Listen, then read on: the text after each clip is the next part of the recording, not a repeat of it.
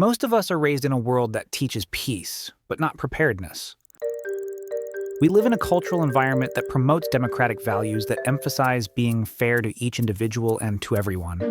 It emphasizes the importance of fitting in within a group and knowing how to cooperate with other people. Therefore, we are taught early in life that those who exhibit outwardly hostile tendencies pay a heavy social price: unpopularity and isolation. The problem we face is that we are trained and prepared for peace, but we are never prepared for what we face in the real world: war. This war exists on many levels. The most obvious is that we have competitors on both sides. In politics, business, and even the arts, we face adversaries willing to do almost anything to gain an advantage over us. Culture may deny this reality and promote a kinder image, but we know and feel it through the scars we bear from battle. This does not mean that we and our colleagues are degenerate beings who cannot live according to the ideals of peace and self-denial. But it does mean that we cannot do anything about our nature. We have aggressive tendencies that are impossible to deny or suppress. We need a practical understanding of how to deal with the conflict and daily battles we face. This understanding does not teach us to be more powerful in getting what we want, or in defending ourselves, but rather to think more rationally and strategically when the time of conflict comes, and to direct our aggressive tendencies instead of denying or suppressing them. The common ways people deal with these conflicts, either by trying to avoid all conflict, or becoming overly emotional and lashing out, or becoming cunning and manipulative, are all unhelpful in the long run, because they are not under conscious or rational control and often make situations worse. Strategic fighters operate in a very different way. They think ahead about their long-term goals, decide which battles to avoid and which ones they must fight, and know how to direct and control their emotions. And as their strategic skills developed, they discovered a very important point: that the more they thought and planned ahead, the greater their chances of success became. Here are 6 essential principles you should aim for in transforming yourself into a strategic fighter in life. In strategic thinking, you should view your emotional reactions as a kind of illness that must be cured.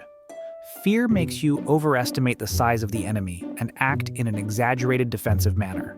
Anger and impatience, on the other hand, will push you to take rash actions that undermine your options. Likewise, overconfidence, especially as a result of success, will make you accumulate more than you can handle. Love and affection will blind you to the deceitful maneuvers of those who are ostensibly on your side. Even the slightest shades of these emotions can color the way you see events. The only cure is to be aware that the power of emotion cannot be avoided, to recognize it when it occurs, and to compensate for it. When you achieve success, be extremely cautious. When you are angry, do nothing. When you are afraid, know that you will exaggerate the risks you face. Principle 2. Judge people by the results of their actions. The beauty of war is that no amount of rhetoric or words can justify failure. The only thing that history will remember is that the general has led his army to defeat, and a lot of lives were wasted. You must strive to apply this harsh standard to your life, and judge people by the results of their actions and behaviors that can be seen and measured. What people say is not important. You should also apply this principle to yourself. When you encounter a defeat, you must look closely at the strategy you have followed, and identify what you could have done better. Excuses, such as the fight was not fair or luck was not on your side, are misleading and only harm your ability to improve. You are the master of all the good and the bad things that happen in your life. Principle 3. Rely on your own 2 cents. In their search for success, people tend to rely on things that seem easy and simple, or that have led to success before. This may mean relying on material things, alliances, or technology. But the real strategy is psychological and relies on intelligence, not material power. Everything in life can be taken away from you, and this generally happens at some point. Your wealth disappears. New technologies suddenly become obsolete, and your allies abandon you. But if your mind is armed with the art of war, no force can take these things away from you. In the midst of every crisis, your mind will find the right solution to any problem. Principle 4. Glorify rationality, not aggression. Your interest in war and strategy is not in violence or brutality, but in rationality and pragmatism. Your goal is to transform the violence and brutality of your opponents into a weapon against them, one that will cause their downfall. Always be one step ahead of them. Principle 5. Raise above the battlefield.